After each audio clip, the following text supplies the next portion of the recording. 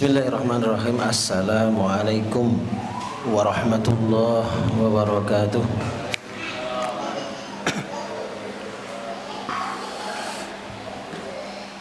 Innal hamdalillah nahmaduhu wa nasta'inuhu wa nastaghfiruh wa na'udzu billahi min shururi anfusina wa min sayyiati a'malina. Man yahdihillahu fala mudilla lahu wa man yudlil fala hadiya lahu. Asyhadu an la ilaha illallah wa asyhadu anna Muhammadan abduhu wa rasuluh. Allahumma salli wa sallim wa barik ala Muhammadin wa ala alihi wa ashabihi wa man tabi'ahum bi ihsanin ila yaumiddin. Amma ba'd. Alhamdulillah, puji syukur kehadirat Allah Subhanahu wa taala yang senantiasa memberikan nikmatnya kepada kita, nikmat jasmani, sehingga badan kita sehat, tubuh kita kuat, sehingga bisa digerakkan untuk mengikuti ta'lim, mengikuti kajian di malam hari ini. Juga nikmat rohiyah, nikmat rohani, sehingga memiliki motivasi yang kuat untuk bersama-sama hadir tholabul ilmi, menguatkan kedekatan kita kepada Allah Subhanahu wa taala. Selain itu ya juga ada sarana untuk silaturahim, ya, menguatkan hubungan di antara kita, sehingga disinilah Allah memberikan ya keberkahan di antara apa yang sudah kita lakukan ini. Mudah-mudahan semua yang ya kita lakukan pada malam hari ini ya senantiasa diterima oleh Allah Subhanahu wa taala. Amin amin ya rabbal alamin. Shalawat dan salam senantiasa kita haturkan kepada junjungan kita Nabi besar Nabi Muhammad sallallahu alaihi wasallam, keluarga, sahabatnya dan seluruh pengikutnya yang senantiasa istiqomah di dalam memperjuangkan agama Allah Subhanahu wa taala. Para jamaah yang dimuliakan oleh Allah Subhanahu wa taala, setiap manusia ya pasti menginginkan keselamatan, baik ya selamat di dunia maupun selamat di akhirat.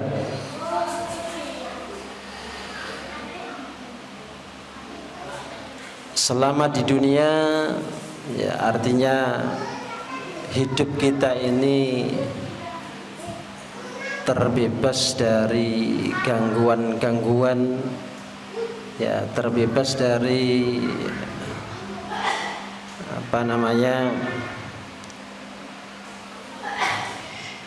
siksaan-siksaan, ya terbebas dari ancaman-ancaman,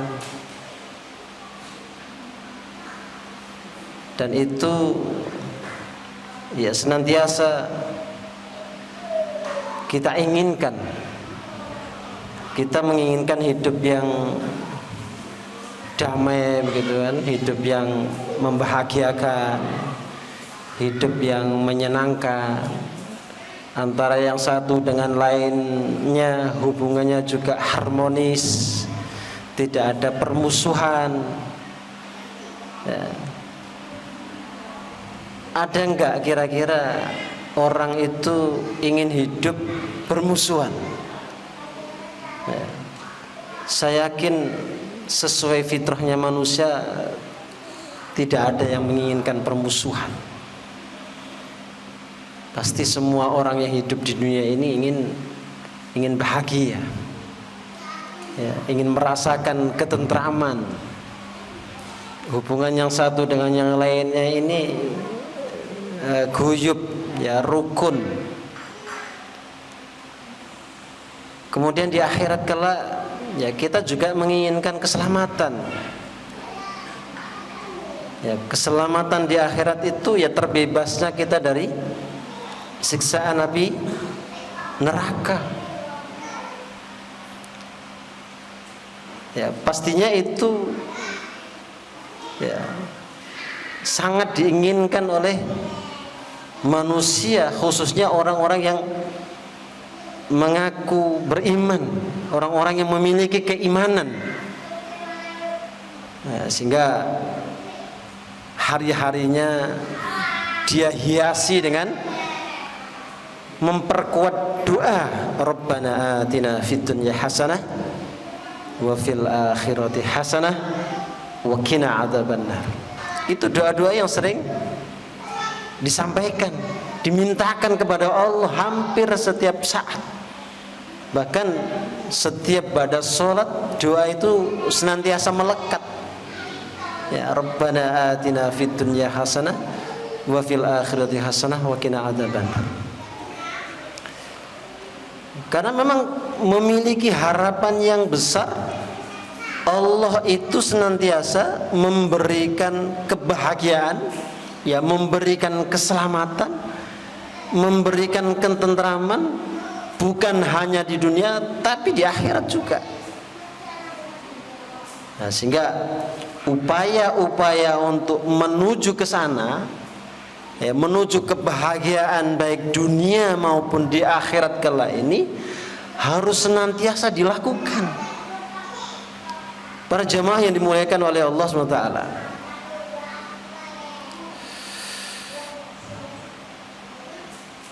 di dalam Al-Quran, ya, Allah banyak sekali memberikan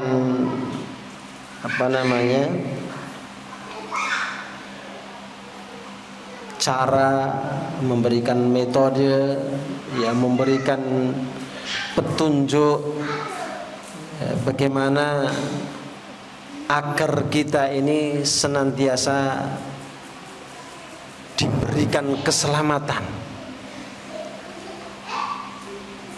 Ya, setidaknya kalau kita ambil begitu, ya, ada beberapa hal yang bisa kita lakukan, ada beberapa cara yang bisa kita lakukan. Yang pertama adalah agar hidup kita ini senantiasa selamat, yaitu beriman dan berjihad. Ya, beriman dan berjihad. Iman itu, ya, merupakan syarat mutlak, ya, merupakan syarat mutlak agar seorang hamba itu memperoleh keselamatan di hari kemudian. Keimanan itu harus diwujudkan dengan semangat jihad fisabilillah. Maka para jemaah,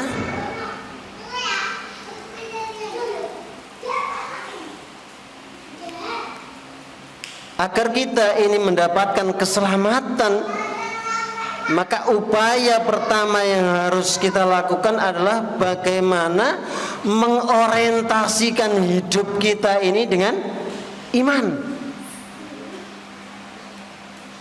Jangan sampai aktivitas-aktivitas yang kita lakukan itu tidak kita orientasikan kepada keimanan.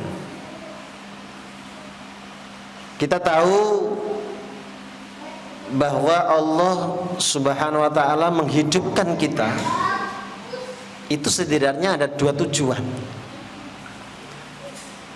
Tujuan yang pertama adalah sebagai abdillah, sebagai hamba Allah, ya, yang membangun hubungan vertikal, ya, vertikal kepada Allah. Wa ma khalaqtul jinna wal insa illa liya'budun. Ya, tidak aku ciptakan jin dan manusia itu melainkan hanya untuk mengabdi kepadaku. Ya. Sehingga ini harus menjadi orientasi kita, bahwa kita dihidupkan oleh Allah itu dalam rangka untuk beribadah.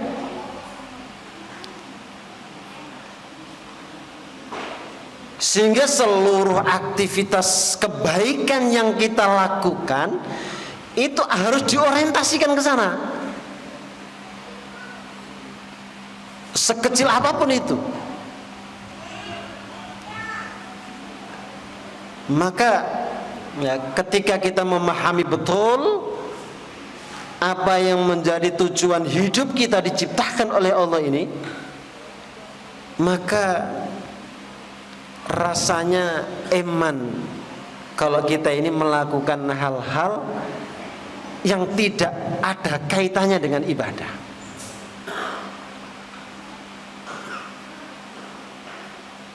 Sehingga ini menjadi motivasi, menjadi penyemangat kita. Tidak ada istilah lemah, tidak ada istilah loyo.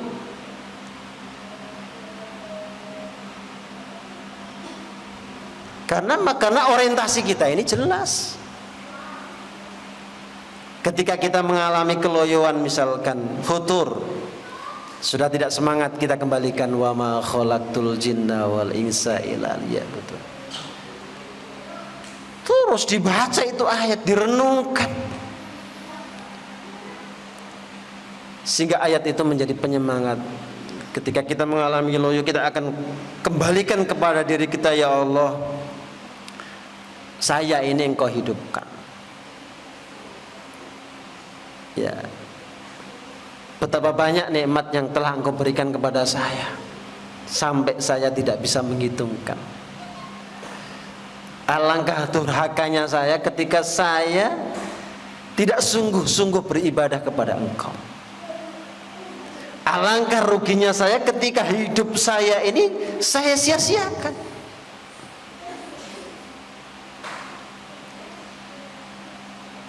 Jika seseorang yang paham dengan tujuan hidupnya, pasti dia akan melakukan kebaikan-kebaikan sebanyak-banyaknya.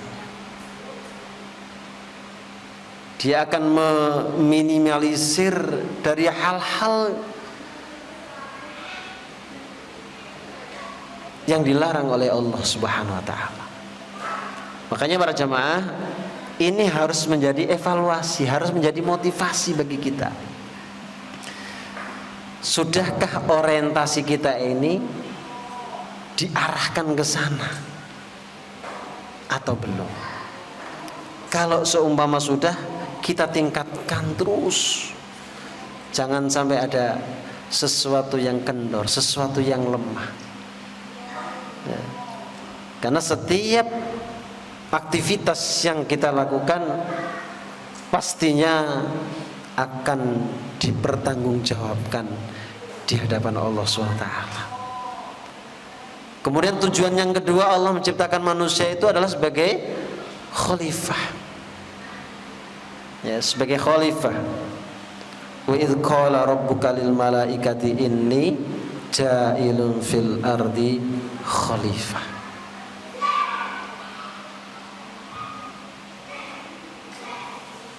Jadi kalau ibadah itu membangun, ya, hubungan vertikal kepada Allah, khalifah ini membangun hubungan horizontal kepada sesama makhluk. Akan tetapi ketika kita ini menjalankan tugas kekhalifahan,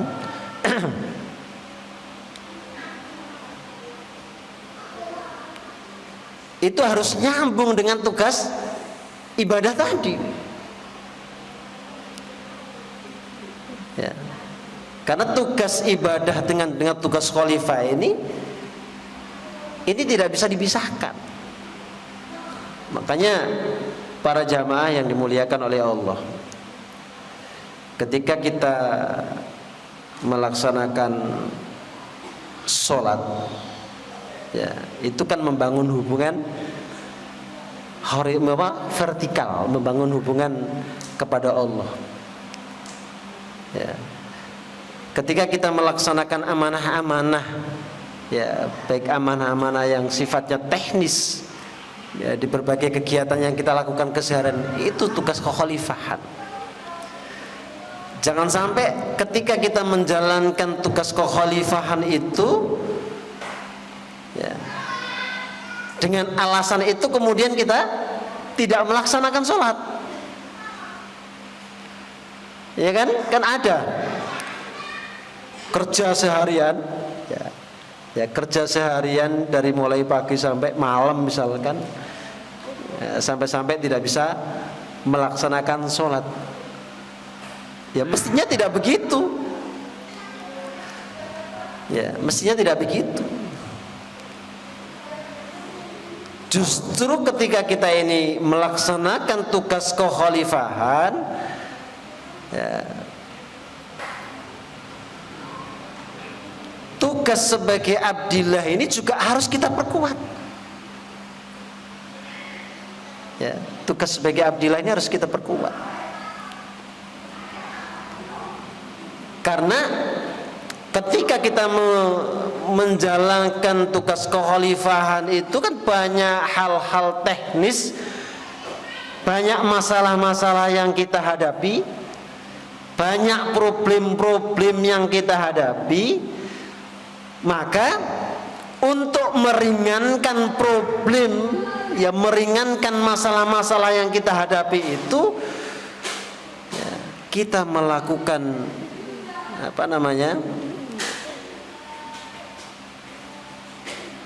menjalankan ibadah sholat. Kita konsultasikan kepada Allah setiap problem yang kita lakukan, yang kita hadapi. Kemudian kalau malam kita bangun malam, kita konsultasikan, ya Allah, ketika saya menjalankan tugas kekhalifahan, ya, baik di sekolah, di unit ekonomi, atau di BTH misalkan, atau di warung, atau di, ya, yang sifatnya teknis-teknis itu, ya, maka semua problem yang kita hadapi itu segera dibawa kepada Allah, sampaikan. Ya. Kita minta solusi. Ya, kita minta solusi. Makanya aneh. Ya. Aneh kalau ada seorang manusia ketika dia menjalankan tugas kekhalifahan, tapi tugas sebagai abdillahnya itu dihilangkan, ditinggal, sehingga sholatnya keteteran, kalau malam tidak bangun, baca Qur'annya. Nah, justru dengan kita melaksanakan tugas kekhalifahan itu, kedekatan kita kepada Allah ini semakin kuat. Karena apa? Pasti problem-problem yang kita hadapi di lapangan itu beragam. Ya, sangat beragam. Makanya saya sering menyampaikan, jangan takut masalah, jangan takut menghadapi masalah, karena kita masih memiliki sang pemberi solusi, yaitu Allah Subhanahu wa ta'ala. Makanya ini, ya, para jemaah yang dimuliakan oleh Allah, sehingga, ya, kita kembali lagi, ya, salah satu cara untuk, ya, agar kita ini mendapatkan keselamatan itu adalah dengan beriman. Ya, beriman, orientasikan hidup ini dengan iman, Setiap hal-hal yang kita lakukan ini jangan sampai terlepas dari nilai-nilai keimanan. Hubungkan terus, ya, hubungkan terus. Ya, kemudian juga diwujudkan dengan jihad fisabilillah. Berjuang, ya, memperjuangkan agama Allah dengan sungguh-sungguh. Allah berfirman, ya, di dalam surat As-Saff, ya, yang sering kita baca ayat 10-11, ya ayyuhalladzina amanu hal adullukum ala tijaratin tunjikum min adzabin alim tu'minuna billahi wa rasulihi wa tujahiduna fi sabilillahi bi amwalikum wa anfusikum dzalikum khairul lakum in kuntum ta'lam. Ya. Wahai orang-orang yang beriman, maukah kalian aku tunjukkan suatu perniagaan yang dapat menyelamatkanmu dari adab yang pedih? Engkau beriman kepada Allah dan Rasulnya dan berjihad di jalan Allah dengan harta dan jiwamu. Itulah yang lebih baik bagimu jika kamu mengetahui. Intinya para jemaah, kalau kita ingin selamat, ya, kalau kita ingin selamat, kita ini harus beriman dan berjihad. Ya. Kalau kita ingin mengharapkan keselamatan, ya, kuncinya adalah beriman dan berjihad. Maka mari kita sama-sama terus berupaya memperbaiki diri, ya, berupaya untuk mengorientasikan diri ini senantiasa untuk menjadi orang-orang yang beriman dan senantiasa menjadi orang-orang yang berada di dalam jihad, ya, fisabilillah. Quraisy Shihab, ya, dalam tafsir Al-Misbah menyebutkan perniagaan yang dimaksud dalam ayat ini adalah perjuangan di jalan Allah, ya, perjuangan di jalan Allah. Hidayatullah, ya, hidayatullah di dalam jati dirinya adalah sebuah gerakan, ya, al-harakah al-jihadiyah al-islamiyah, ya. Jadi sebuah, ya, pergerakan jihad, ya, fisabilillah, ya. Maka setiap amanah-amanah yang sudah diberikan kepada kita ini, mari, ya, kita jadikan untuk, ya, sebagai wasilah untuk perjuangan, ya, untuk perjuangan. Niatkan semuanya dari hal-hal yang paling kecil, sedang dan paling tinggi, ya, itu dalam rangka untuk membangun iman dan dalam rangka untuk berjihad fisabilillah. Para jemaah yang dimuliakan oleh Allah Subhanahu wa taala, kemudian cara yang kedua, ya, agar kita ini menjadi orang-orang yang selamat, ya, adalah dengan bertakwa kepada Allah Subhanahu wa taala, ya, dengan cara bertakwa. Ketakwaan itu menjadi sebuah keharusan untuk mencapai ridha Allah Subhanahu wa taala.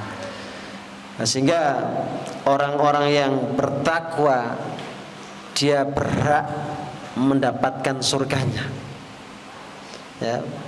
Banyak sekali, ya, Allah sampaikan, ya, keistimewaan bagi orang-orang yang senantiasa, ya, memiliki ketakwaan ini. Di dalam Az-Zumar, surat Az-Zumar, ya, Allah sampaikan, wa yunajjillahu alladhina ittaqaw bimafazatihim la yamassuhumus su'u wa lahum yahzanun. Demi Allah, ya, menyelamatkan orang-orang yang bertakwa karena kemenangan mereka. Mereka tiada disentuh oleh azab neraka dan tidak pula mereka berduka cita. Jadi kalau kita ingin selamat, ya, kalau kita ingin mendapatkan keselamatan, takwa ini caranya. Apa yang diperintahkan oleh Allah, jalankan dengan sungguh-sungguh. Apa yang dilarang oleh Allah, tinggalkan sejauh-jauhnya. Ya kan? Itu kan takwa. Ya. Jadi takwa itu kan menjalankan perintah Allah, menjauhi larangannya. Ya. Artinya kalau kita ingin mendapatkan keselamatan, para jamaah yang dimuliakan oleh Allah, maka semua perintah Allah ini mari kita kerjakan sebaik-baiknya. Dan apa yang sudah dilarang oleh Allah, jangan coba-coba untuk kita lakukan. Ya? Jadi apa yang dilarang oleh Allah ini jangan coba-coba kita lakukan. Jadi harus betul-betul ditinggalkan. Ya. Sampai kita melakukan apa yang dilarang oleh Allah, gak bahaya tuh itu. Ya. Coba itu. Makanya jangan main-main. Sekecil apapun kalau itu sudah dilarang oleh Allah, jangan coba-coba. Ya kan? Berbahaya itu. Ya. Jadi berbahaya.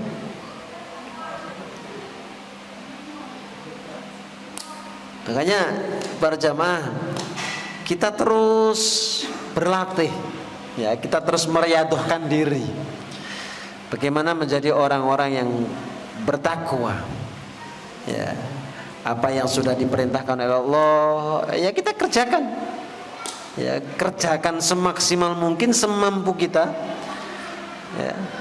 Dan apa yang sudah dilarang oleh Allah ini harus kita tinggalkan sejauh-jauhnya. Ya.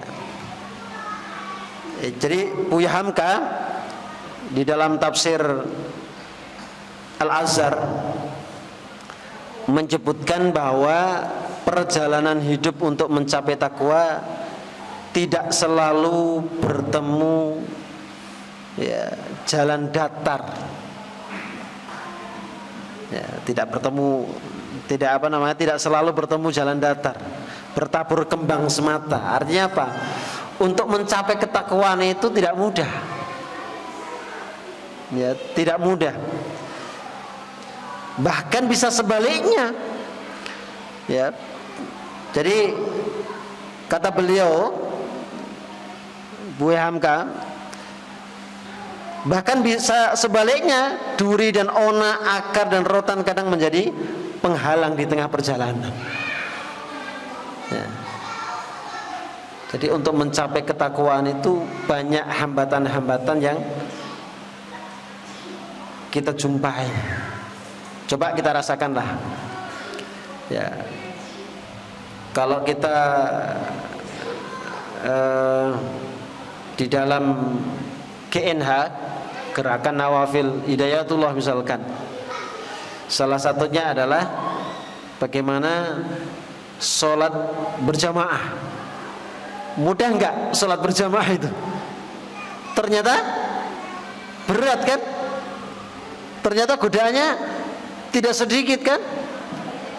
Ketika adzan tahu-tahu anaknya nangis, ya kan? Anaknya nangis atau anaknya lagi apa begitu. Nah, tidak mudah. Tapi bagi orang yang betul-betul ingin mencapai gelar takwa, dia akan berusaha mati-matian. Dia akan berusaha sungguh-sungguh. Bagaimana? Ya. Apa namanya? Sholat jamaah yang sudah diperintahkan itu bisa dicapai, bisa diraih. Bukan sekedar ingin mendapatkan pahala, tapi itu bagian dari ketaatan kita kepada Allah SWT. Maka para jamaah yang dimuliakan oleh Allah SWT, mari ya sholat jamaah itu kita jaga. Ya, ketika kita istiqomah bisa menjaga sholat jamaah, insya Allah ketakwaan itu tidak akan jauh dari kita. Ya, ketakwaan itu tidak jauh dari kita. Itu baru sholat jamaah. Kemudian ada lagi misalkan tilawah Al-Quran. Ternyata untuk istiqomah tilawah Al-Quran itu juga tidak mudah. Kita ini sudah menjadwal diri kita minimal sehari 1 juz misalkan. Ternyata untuk mencapai sehari 1 juz itu juga bukan sesuatu yang mudah. Bahkan ya, yang 1 juz hilang, bukan hanya sekedar yang 1 juz hilang, 1 lembar pun itu bisa hilang, ya kan? Bisa hilang. Maka ini perlu sebuah komitmen, perlu sebuah konsistensi, sehingga ya, ketakwaan itu betul-betul diberikan oleh Allah kepada kita. Karena ini jalan yang diberikan oleh Allah untuk mencapai keselamatan tadi. Ya, untuk mencapai keselamatan. Para jemaah yang dimuliakan oleh Allah SWT, itu yang kedua. Kemudian yang ketiga, ya, agar kita ini diberikan keselamatan oleh Allah SWT adalah berpegang teguh dengan ajaran Al-Quran. Ya, berpegang teguh dengan ajaran Al-Quran.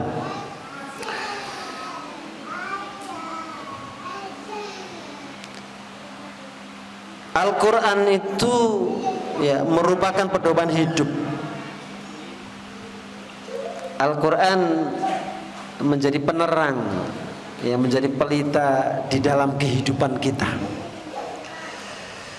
Sehingga orang-orang yang senantiasa konsisten ya di dalam mentadaburi Al-Quran, maka dia akan menemukan banyak mutiara-mutiara hikmah, banyak menemukan petunjuk-petunjuk yang dahsyat, ya,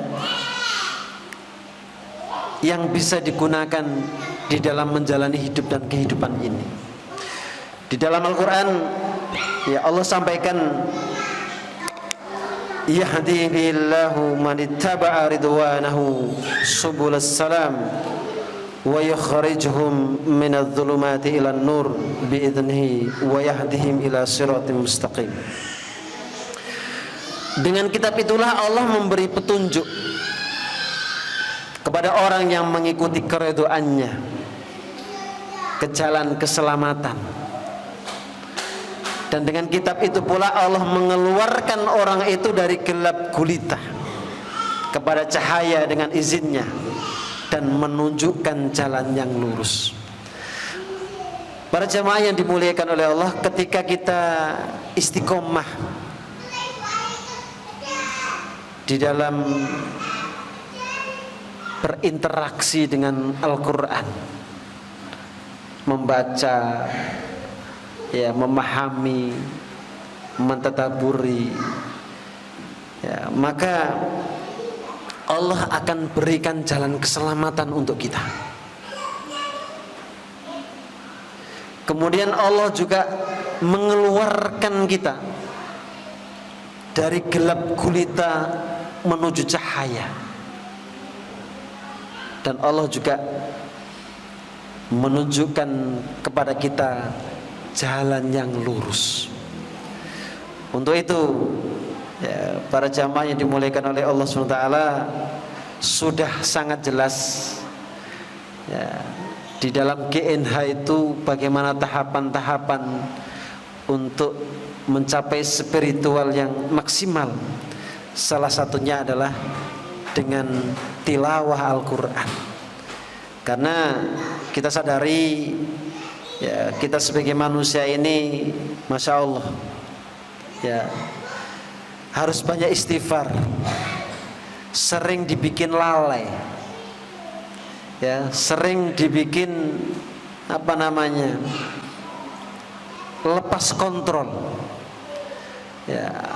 Untuk itu agar kita ini tidak mudah lalai, tidak mudah lepas kontrol, maka salah satu trik yang bisa kita lakukan adalah istiqomah di dalam bertilawah.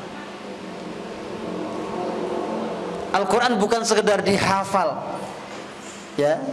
Al-Quran itu bukan sekedar dihafal, tapi bagaimana Al-Quran itu betul-betul bisa kita pahami, kemudian kita amalkan. Ketika kita sudah mengamalkan Al-Quran, inilah sebetulnya kedahsyatan yang bisa kita peroleh, ya, bisa kita didapatkan. Tapi kalau sekedar dihafal kemudian tidak dipahami secara utuh, kemudian juga tidak diamalkan, ya, maka kedahsyatan itu belum bisa kita dapatkan seutuhnya. Untuk itu para jamaah yang dimuliakan oleh Allah, setidaknya 3 hal inilah yang bisa menyelamatkan kita. Ya, mari kita sama-sama berupaya untuk terus, ya, memperbaiki diri. Ya, mulai dari yang awal tadi, kita menjadi orang-orang yang beriman dan senantiasa berada dalam sebuah perjuangan, ya, jihad fisabilillah. Ya, kemudian terus kita berupaya untuk menjadi orang-orang yang bertakwa, ya, orang-orang yang senantiasa menjalankan apa yang Allah perintahkan, menjauhi yang Allah larang. Dan kemudian kita juga istiqomah, konsisten, ya.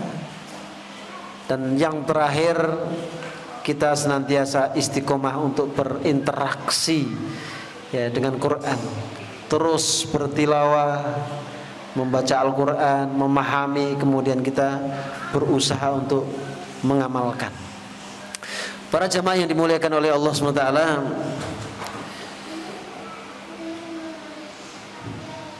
saat ini kita ini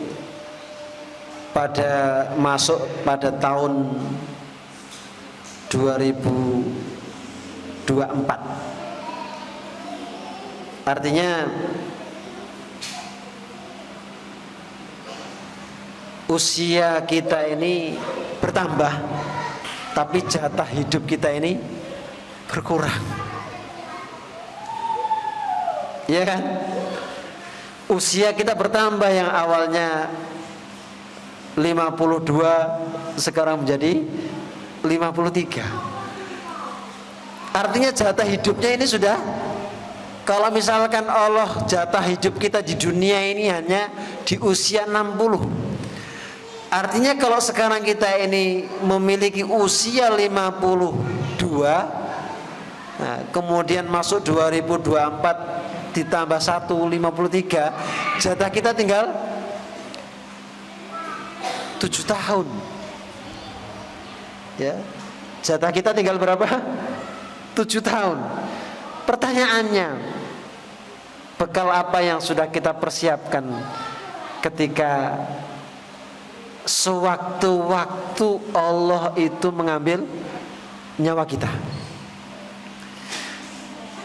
Ya, kalau sewaktu-waktu Allah itu mengambil nyawa kita, karena mati ini tidak ada kompromi. Ya, mati itu tidak ada kompromi. Malaikat pencabut nyawa itu tidak pernah kompromi kepada manusia. Ya. Kapan Allah perintahkan, ya sudah, dia taat. Ini yang harus kita renungkan, ya, agar perjalanan hidup kita ini penuh dengan hikmah, penuh dengan nilai-nilai kebaikan.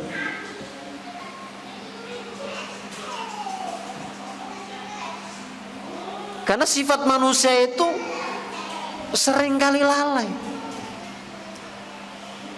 Makanya kalau lihat, ya, kalau pergantian tahun baru, apa kira-kira yang banyak dilakukan oleh umat manusia? Coba, apa yang banyak dilakukan oleh umat manusia?